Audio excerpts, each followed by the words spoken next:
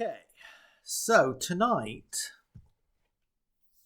I'm really thrilled to be sharing what I'm going to share tonight.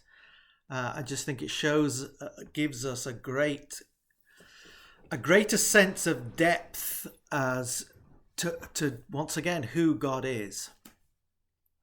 I want to read from you. I want to read a quote to you from a man known as Dr. Dobson. He, for many years, was the host of a Christian radio show called Focus on the Family. And here's the quote from him. For some reason, this is under the heading of When God Doesn't Make Sense.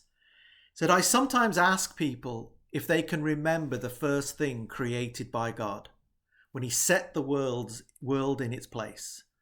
And I see them trying to recall from Genesis 1 whether did he first make light or the firmament or the heavens. But none of these answers are correct. We find in Proverbs 8 that the creation of the physical universe was preceded by something else. In this passage, God's value system, his wisdom, speaks in the first person. So let's turn to Proverbs chapter 8. And just while you're getting there, I'm going to read to you a dictionary definition of wisdom. It's the quality of having experience, knowledge, and good judgment, the quality of being wise. Or wisdom is the ability to contemplate and act productively using knowledge, experience, understanding, common sense, and insight. All of these things are how we define wisdom. In Proverbs 8, wisdom speaks in the first person as if itself were a living being.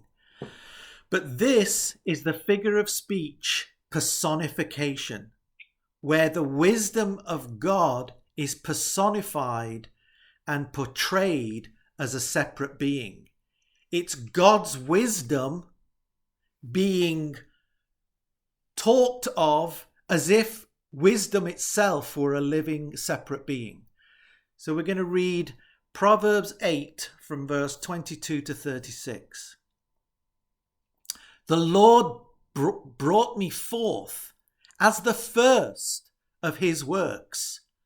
So when you think about what did God create first in the heavens and the earth, it's telling us right here. The Lord brought me forth as the first of his works, before his deeds of old. I was formed long ages ago, at the very beginning, when the world came to be. When there were no watery depths, I gave birth. When there were no springs overflowing with water. Before the mountains were settled in place, before the hills, I was given birth. Before he made the world or its fields or any of the dust of the earth, I was there. When he set the heavens in place, when he marked out the horizon on the face of the deep, when he established the clouds above, fixed securely the foundations of the deep, when he gave the sea its boundary so the waters would not overstep his command, when he marked out the foundations of the earth. Then I was constantly at his side. I was filled with delight day after day, rejoicing always in his presence, rejoicing in his whole world and delighting in mankind. Now then, my children, listen to me. Blessed are those who keep my ways. Listen to my instruction and be wise. Do not disregard it. Blessed are those who listen to me, watching daily at my doors, waiting at my doorway. For those who find me find life and receive favor from the Lord. But those who fail to find me harm themselves. All who hate me love death. That's quite a declaration of wisdom, which includes, it is God's instructions. It's God's moral code. In Genesis 1:31, God says, "And God saw everything that he had made, and behold, it was very good."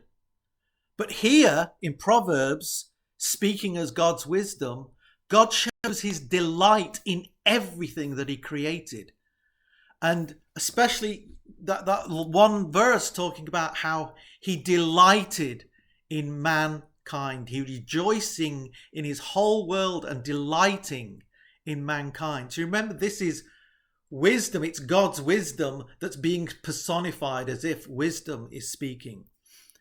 Wisdom says, "Blessed are those who keep my commands, and those who fail to find wisdom harm themselves." To not love wisdom is to love death, which is saying to not love God is to love death, because here wisdom is the personification of God. The physical world we live in is ruled by physical laws.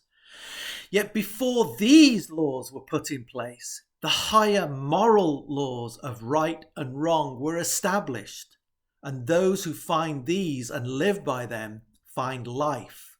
But those who hate them, God's value system, love death. The eternal laws of God were established long before the creation of earth and before man walked upon the earth. Wisdom was in the beginning. Wisdom was there when the heavens and the earth were being mapped out and put together. Proverbs tells us that wisdom is God's instructions. They are God's moral values of right and wrong. Before the heavens and the earth were put together, God had a moral code which his creations, plural, were to live by. See, this shows that God thought ahead. Because Job also talks about the angels delighting in what God was doing as he made the heavens and the earth. Angels came before us.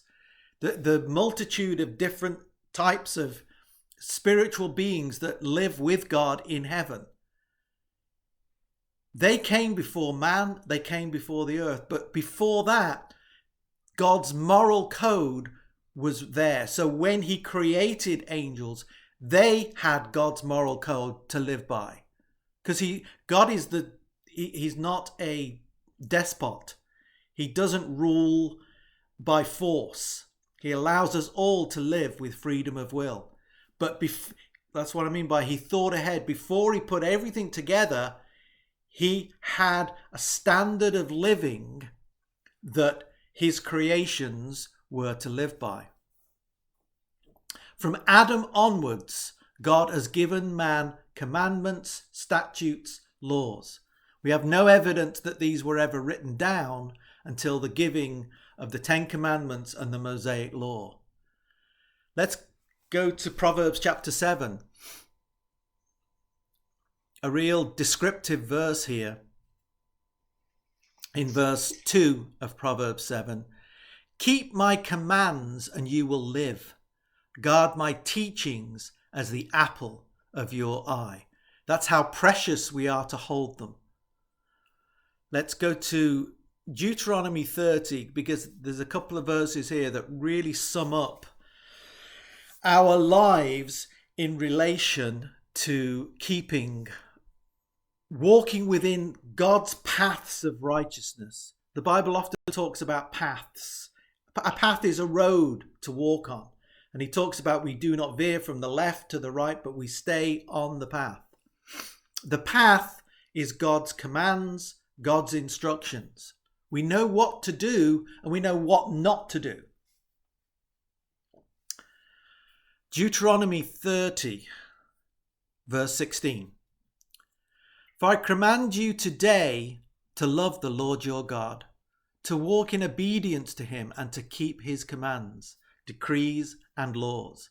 Then you will live and increase, and the Lord your God will bless you in the land you are entering to possess.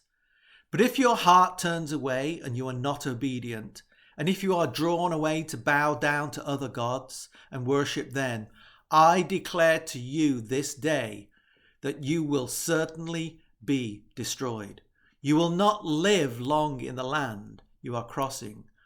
You are crossing the Jordan to enter in to possess. Just go back to that last verse in Proverbs 8. But those who fail to find me harm themselves. All who hate me love death.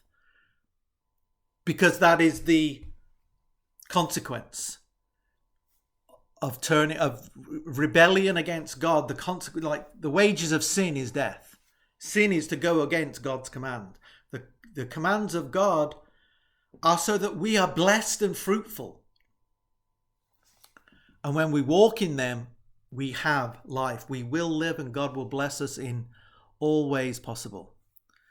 The great correlation between God's wisdom, as declared in Proverbs, and God's commands is that they give life to those who follow them and death to those who do not seek and obey them. God's commands and instructions are one with his wisdom. They are one and the same. When we break the world's physical laws, we suffer the consequences. When we break God's spiritual laws, we also suffer the consequences.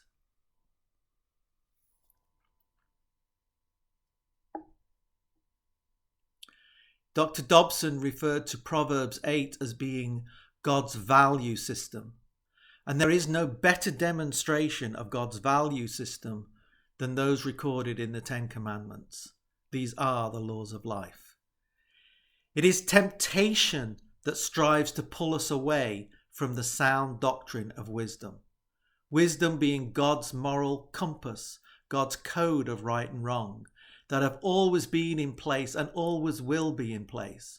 From the earliest times of Genesis right through the New Testament, there is a consistency in what God asks us to, the rules he asks us to walk within. Like it touched upon in Deuteronomy, if you bow down and worship other gods, that is just absolutely not acceptable in God's eyes. I think we looked the other week about God is a jealous God. He will not have his creations turning around to worship somebody else as if they were the creator. God has the intellectual property over creation, and he doesn't give it up. And that's a logic that we have within us. When we have made something, when we have done something, if somebody else tries to take credit for that, how does that make us feel? That's not good. It's like, no, I did that. It's no different from God. So let's go over to Proverbs 7. Proverbs 7 illustrates for us the deadly seduction of temptation that leads to breaking God's commands. Again, quite clearly, we see that God's ways are the ways of life, and to depart from them only brings death. And we're going to read pretty much this chapter, Proverbs 7, 1 through 27. So when we read longer sections of scripture like this, I think it's good to just focus your mind and just follow the story as it goes through. Proverbs 7, verse 1. My son, keep my words and store up my commands within you. Keep my commands and you will live. Guard my teachings as the apple of your eye. Bind them on your fingers, write them on the tablet of your heart. Say to wisdom, you are my sister, and to insight, you are my relative. They will keep you from the adulterous woman, from the wayward woman and her seductive words. At the window of my house I looked down through the lattice. I saw among the simple, I noticed among the young men a youth who had no sense. He was going down the street near her corner, walking along in the direction of her house at twilight, as the day was fading and the dark of night set in. Then out came a woman to meet him, dressed like a prostitute and with crafty intent. She is unruly and defiant. Her feet never stay at home, now in the street, now in the squares. At every corner she lurks. She took hold of him and kissed him, and with a braven face she said, Today I have filled my vows. I have food from my fellowship offering at home. So I came out to meet you. I looked for you and have found you. I have covered my bed with coloured linens from Egypt. I have perfumed my bed with myrrh and aloes and cinnamon. Come, let us drink deeply of love till morning. Let's enjoy ourselves with love. My husband is not home. He has gone on a long journey.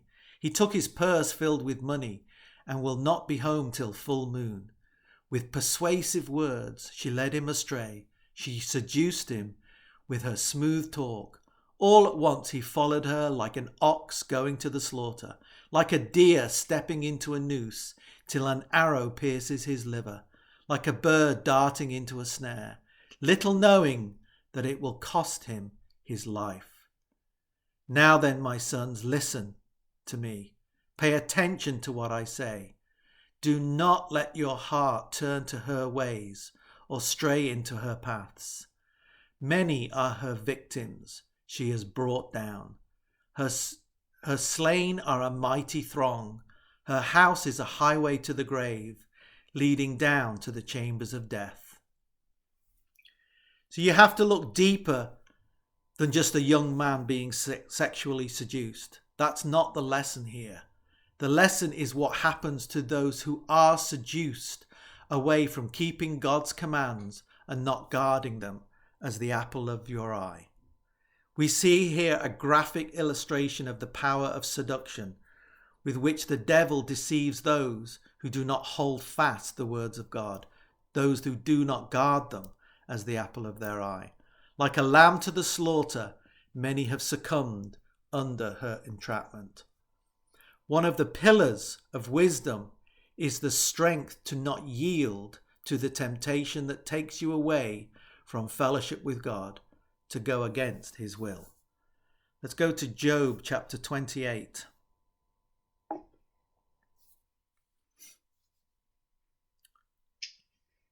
Great verse, this one. Job 28, verse 28. And he said to man, behold, the fear of the Lord, that is wisdom.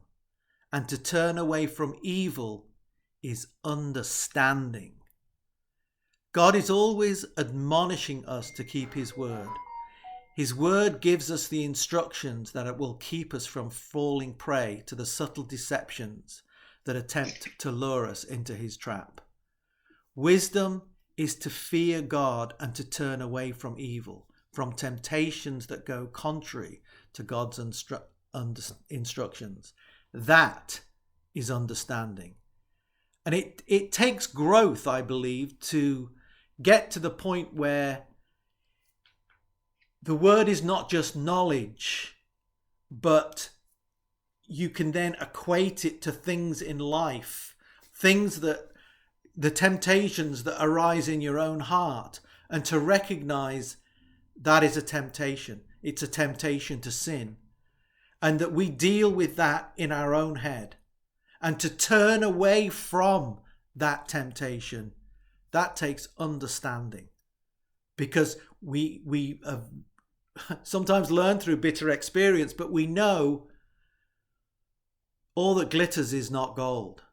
It might look good. It might make you think it will feel good and you'll be the better for it. But wisdom tells you it is not.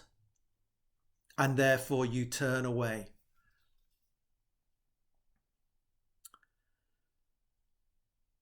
The scriptures have a lot to say about standing and about being sober-minded, because that's what's needed to turn away from evil. So, we're in these early sessions of looking at the beginning. God, who he is, God who inhabits eternity, God's name being I am that I am, the everlasting one, Yahweh. But before he put the heavens and the earth together, God's wisdom was established. He had his ways, which are the ways of life. So before man came together, before the earth came together, before the angels came together, God had his wisdom, his path of right and wrong, the difference between right and wrong already set, so that when the creation came into being, God already had in place, this is what you do, this is how you conduct yourselves. Wasn't left to chance. It was already set. So God in his wisdom was very wise in that he thought ahead. And I just think it's wonderful that God set his standards right from the get-go, before anything else. And God rejoiced in what he was accomplishing. He just thought, how fantastic is this earth I'm creating? He took pleasure in it. He delighted in man. We don't see that in Genesis 1. Genesis 1 is very functional. But in the other parts of the scriptures, it's like God is speaking to us about how he felt when he did that. And I think that's a real eye-opener. So, that being said, thank you very much.